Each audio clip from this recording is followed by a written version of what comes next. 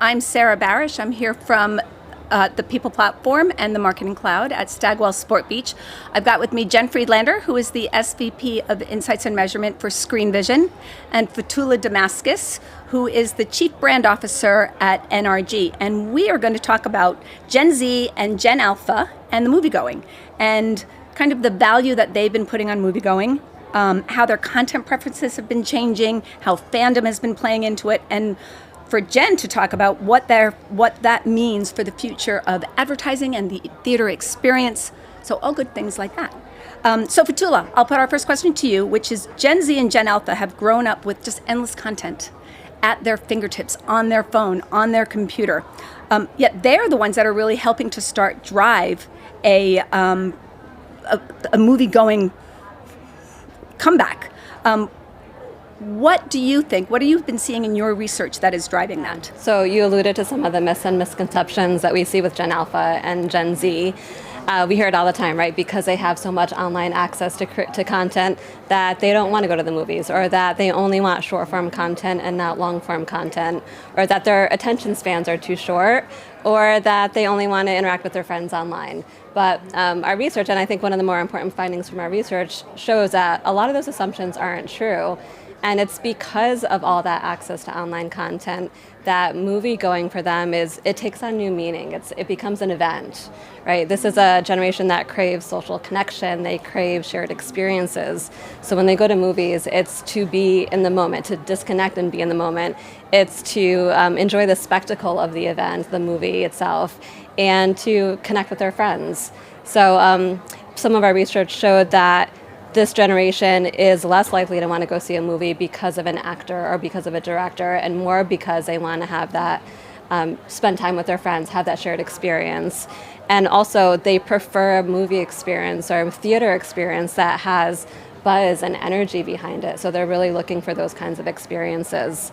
And when it comes to the attention spans, we're actually finding that when their ideal movie length is typically about 2 hours, which is just about the same amount of time as an older generation. So the idea that movies aren't relevant is not very true at all for this generation. And in fact, it's a big part of their entertainment lineup that they like to experience. Interesting. So Jen, how are the tastes and preferences of this younger audience evolving? And what does that mean for the types of films that are finding success so that Screenvision can capitalize on those? Yeah, I mean, I think like Fotoulla alluded to, they're craving that social connection. And what I love is that there's not just one movie type for Gen Z or Gen Alpha. They really are just as likely to dress up and go see Minions as they are to go see Backrooms. So, 50 to 60% of that audience of Backrooms was Gen Z. So it's pretty amazing that the tastes and preferences can be so varied. And we offer so many different types of movies. I also think what they love is to take that fandom that is built on social and sort of built in that digital world and take it into the theater, to the physical world. So they get to experience the fandom and that social connection together. And I think that's ultimately what's driving their excitement to come to the movies. They do compose. Now Gen Z composes 50% of our audience, and it's growing. And I do think that, it is that social connection and that fandom, and that they're seeking community, and before and after the movie, right? The movie is just one moment as part of that journey of fandom, because about 70% from our research that we did with NRG engaged with the film on social media before going, and the same percentage engage with the film and content after going. So they're posting, they're messaging their friends.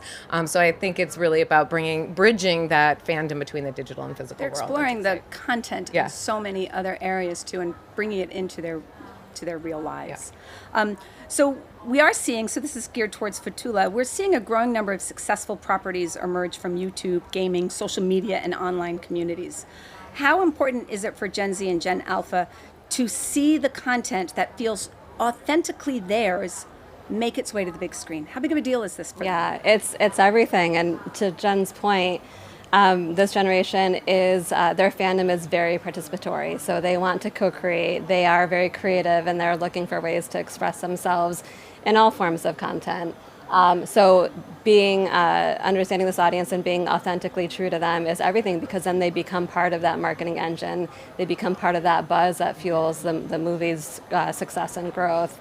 we've seen it, a lot of great examples that you shared, but we've seen it, if you look just the past 12 months, a lot of the successes with Backrooms, that had a big advantage because it had a sense of shared ownership with that movie within the generation.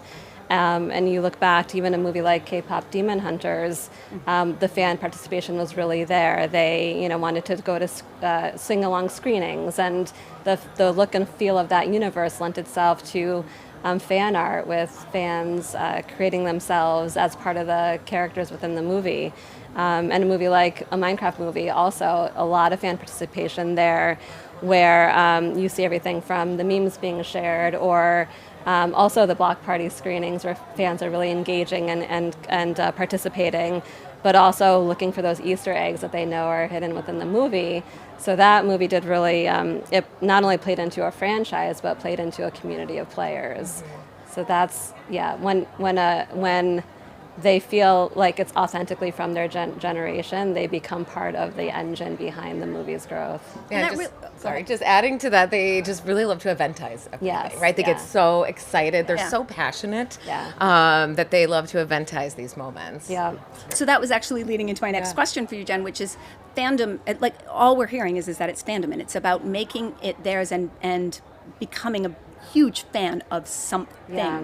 And this, how does Screenvision capitalize on that feeling and that fandom? What are you doing to help build your business with knowing that? Yeah, I mean, I think the number one thing we do is we can bring brands into the experience. So we have a pre-show that runs before the movie, and we can bring brands seamlessly into that moment. And some brands use, a lift and shift approach where they're dropping in, a standard video creative. Others integrate seamlessly into our pre-show any number of ways. We have pre-show takeovers where the entire pre-show might be themed for the movie. So we do bring brands into this experience where they have this passionate audience that's so excited to be there at the moment of anticipation, the highest attention in media, eyes on screen, the lights are low. It's the only place where phones are put away. 97% have their phones put away when the lights are down. We all know who the 3% are, but it's the one time where they put their phones away for over 2 hours. So that's a pretty incredible opportunity for brands to tap into these passionate fans that have carved out this time, right? Time is so important. Yep. Our time is fragmented over any number of things, but they have carved out this moment. They've made plans with their friends. We know from our research that 77% have purchased their tickets, a day or more ahead of time. Their group size is about 4. So they're there together in a moment, and really we create that access for brands to be a part of that moment. And it's an environment that is unmatched anywhere else, in that we all know, we're all probably guilty of it. We watch something on TV, we turn on the TV, or we're watching our computer screen, but how many of us also have this sitting up? And so that you're only half paying attention no matter what we all want to think. Yeah.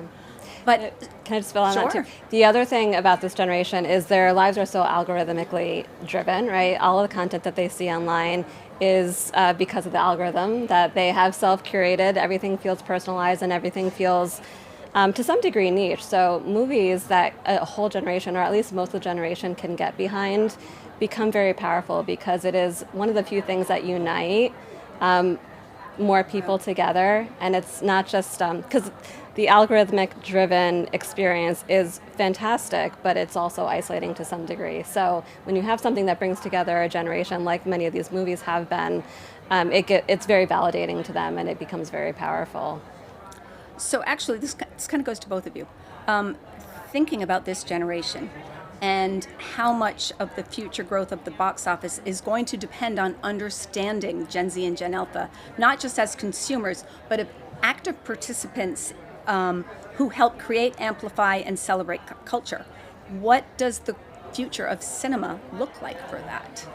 I think it's an exciting time. I'm excited about the future of cinema. I mean, I think we will always have those stories coming, from Hollywood that we know and love. But I think, what we're seeing is the shift, right? We're going to start seeing more diverse content coming into theaters. And I think it's an exciting time because I think we're just going to see more content in theaters. So I'm excited about the future. Yeah, we definitely think it's a shift as well. I mean, we're seeing the boundaries between the creator economy in Hollywood really breaking down, and it's on both sides. On one hand, you have online content creators, representing really amazing talent. They have amazing storytelling talent that has resulted in theatrical successes. And on the other hand, you have Hollywood acting more like content creators.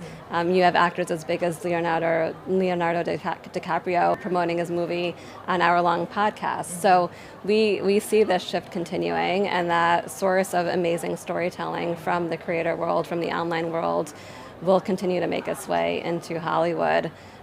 Just like in the past, and it'll continue to, but book adaptations have been amazing, seeds for blockbuster films, and with so much talent rising up from the creator economy, we're going to see another, a new era of fresh inspiration coming into cinema.